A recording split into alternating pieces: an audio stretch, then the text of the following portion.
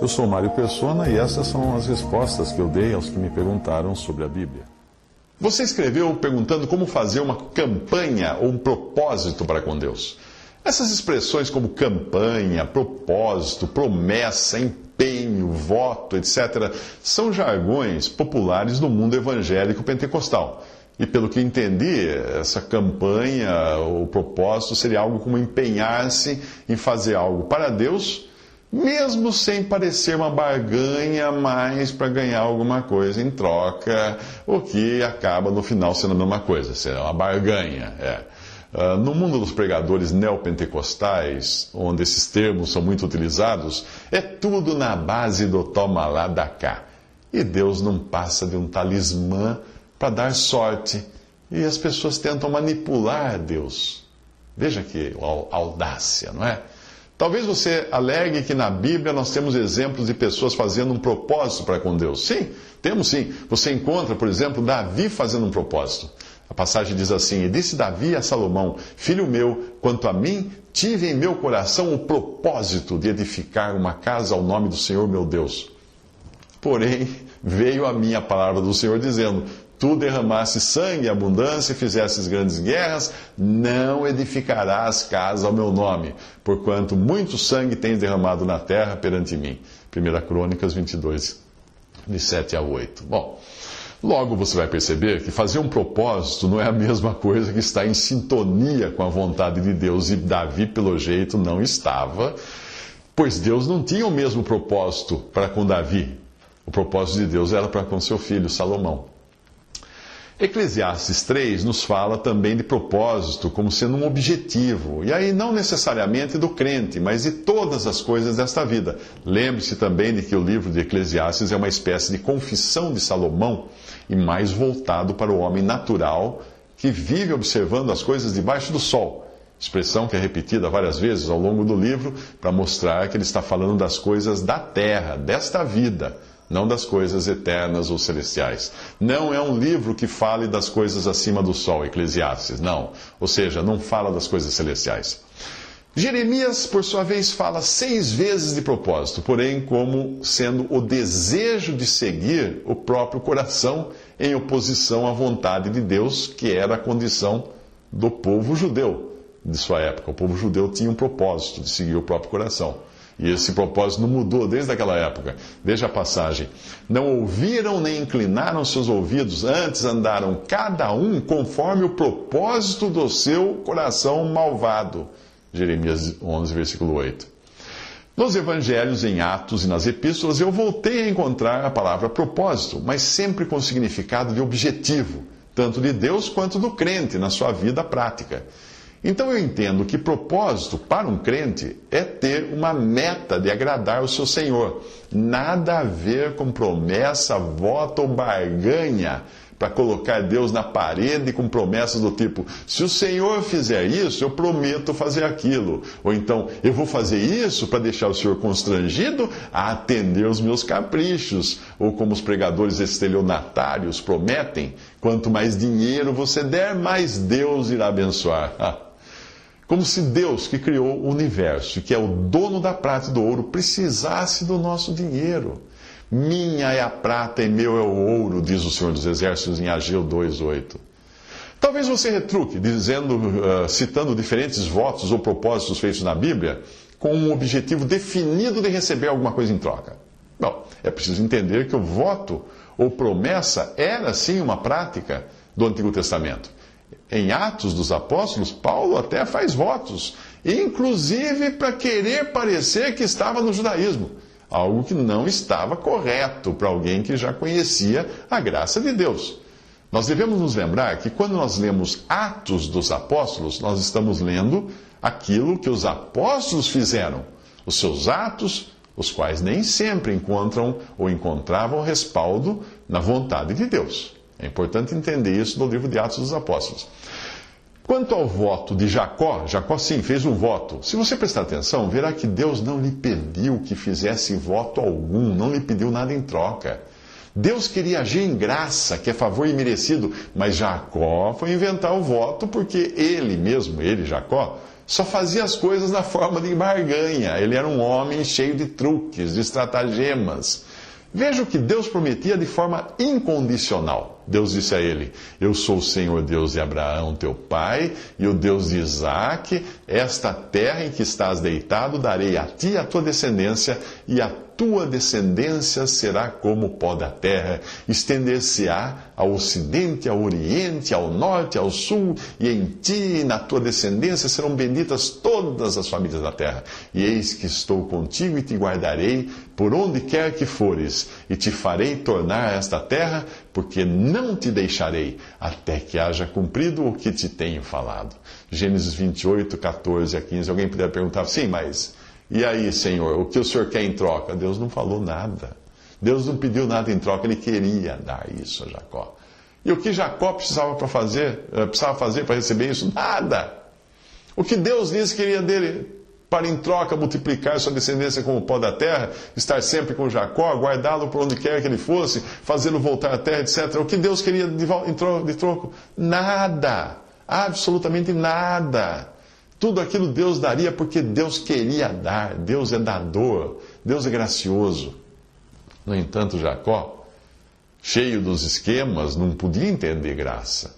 E ele responde à graça de Deus, incluindo na sua resposta uma condição, um se na história toda. Ele diz assim: Jacó fez um voto dizendo: se Deus for comigo, e se Deus me guardar nesta viagem que faço, e se Deus me der pão para comer e vestes para vestir, e se eu em paz tornar a casa de meu pai, o Senhor me será por Deus. E esta pedra que tenho posto por coluna será a casa de Deus. E de tudo quanto me deres, certamente eu darei o dízimo. Ah, Jacó, como isso é importante. Gênesis 28, de 20 a 22, Deus estava dando de mão beijada. E ele coloca condições para querer dizer que ele estava também participando disso. Portanto, esqueça essa ideia de fazer votos ou propósitos na tentativa de merecer de Deus algo em troca, de colocar Deus na parede e fazer ele ficar devedor de você. Não, confie na graça de Deus. Confie na graça. Uma mãe, o neném nasce, o neném acaba de nascer, procura o peito da mãe. O que a mãe fala para o nenê? Ah, não, vai ter leite só se você fizer um voto, uma promessa, um propósito de ser um filho bom, de não chorar. Que isso? É graça. A mãe vai alimentá-lo por graça, ela não vai cobrar nada do seu filho. Não há nada que nós possamos dar a Deus que Ele já não tenha. Ore, suplique, peça quando precisar de algo, mas não queira fazer barganha com Deus. Deus é um Deus de graça, um Deus que ouve, escuta orações, que sabe muito bem o que é melhor para nós. E Ele saberá fazer as coisas à maneira dEle, no momento certo, onde Ele quiser fazer. Se você um dia creu em Jesus como seu Salvador e confessou a Ele como seu Senhor, eu não consigo imaginar um propósito maior do que esse que você já fez. Se você quer mesmo um propósito para o resto da sua vida aqui, experimente este. Portanto, ofereçamos sempre por Ele, por Cristo a Deus, sacrifício de louvor, isto é, o fruto dos lábios que confessa o seu nome, e não vos esqueçais da beneficência e comunicação, porque com tais sacrifícios Deus se agrada. Dá-me, filho meu, o teu coração. Hebreus 13, de 15 a 16, e Provérbios 23, 26. Veja que fruto nos fala de consequência, portanto, nem pensar em fazer algo para obrigar Deus a agir a seu favor. Orar é correto, barganhar não. Deixa a sua esposa descobrir que aquelas flores que você deu a ela tinha segundas intenções. Aí você vai entender a que eu estou me referindo, como é que Deus vê esses votos seus aí, sempre achando que para receber alguma coisa em troca. Talvez você reclame porque eu não falei nada sobre as conhecidas campanhas que são promovidas pelos estelionatários da fé. Mas eu acho que basta um pouco de inteligência e bom senso para perceber aonde eles querem chegar quando fazem campanha de sabonete, de sal, de azeite, de qualquer outra. Existe na web, existem sites que vendem sabonetes de campanha para igrejas por R$ 35 a unidade. Você acredita em negócio desse? Considerando que o mesmo sabonete custa no supermercado menos de R$2, já dá para você perceber que fazer campanha é um excelente negócio. E não fica nada a dever ao comércio de itens de superstição que existem em Aparecida do Norte. Esses evangélicos pentecostais que falam tão mal da superstição católica, eu acho que estão ali, ó, lado a lado. O páreo está difícil agora. Mas veja que o sabonete para a campanha, nesse site, era um dos itens mais baratos que tinha lá. Existe também ali lâmpada para a Virgem Prudente, perfume de Israel, óleo para a unção do jejum de Daniel. Não me pergunte o que é. Chave da casa própria. Olha, deve ser da campanha da casa própria. Panela de Eliseu. Uau! Sério que você obedece ao pregador que induz você a comprar essas bugigangas? Sério?